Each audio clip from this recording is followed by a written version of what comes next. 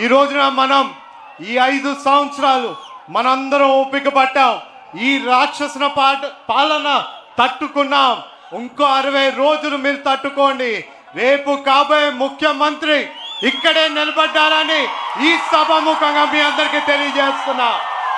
రేపన్నాడు మన అభివృద్ధి అయినా, మనం సంక్షేమం అయినా, మనం అనుకున్న ప్రజలకి అండగా నిలబోయే ప్రభుత్వం ఎన్డీఏ ప్రభుత్వం మళ్ళీ అధికారంలోకి రాబోతుందని ఈ సభాముఖంగా మీ అందరికీ తెలియజేసుకున్నా. ఇంకా మనం చాలా విషయాలు మాట్లాడుకోవాలి, కానీ ఈరోజు సమయం తక్కువ ఉంది కాబట్టి అది కూడా మనందరి ఇక్కడ హాజరైంది మన అధినాయకుడిని మా సందేశం వినడానికి. అందుకే నేను ఒక్క విషయంతో మీ అందరితో ఈ మాట ముగిస్తా.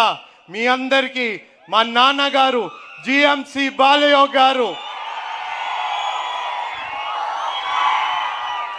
ఆనాడు స్పీకర్ కుర్చీలో కూర్చోబెట్టాలన్నా, ఈ కోనసీమ జిల్లాకి అభివృద్ధి చేయాలన్నా అది కేవలం సాధ్యం మన చంద్రబాబు నాయుడు గారు ప్రోత్సాహం వల్లే అని కూడా ఈ సభాముఖంగా మీకు తెలియజేసుకున్నా. సార్, మీరు నాకు నా పుట్టినరోజు సమయంలోని నన్ను మళ్ళీ ఎంపీ అభ్యర్థిగా నన్ను అనౌన్స్ చేయడం, పోటీ చేయడానికి అభ్యర్థిగా మీరు ప్రకటించారు. సార్, మీరు నాకు ఆ రోజునిచ్చిన గిఫ్ట్కి మీకు ఎల్లప్పుడూ రుణపడి ఉండి మీకు ఈ కోనసీమ జిల్లా 7 నియోజకవర్గాలు గెలిపించి మీ రుణం తీర్చుకుంటానని ఈ సభాముఖంగా మీకు తెలియజేసుకున్నా. అలాగే మీ అందరికీ ఒకే ఒక మాట తెలియజేసుకోవాలి.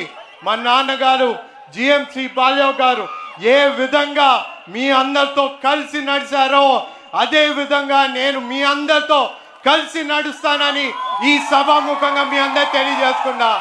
ఆయన అనుకున్న ఆశయాల్ని పూర్తి చేయడానికి ఆయన కొడుకుగా మీ అందరి ముందుకి వచ్చానని మీ అందరికీ మరొక్కసారి తెలియజేసుకుంటూ, ఇప్పుడు సమయం చాలా తక్కువ ఉందని చెప్పి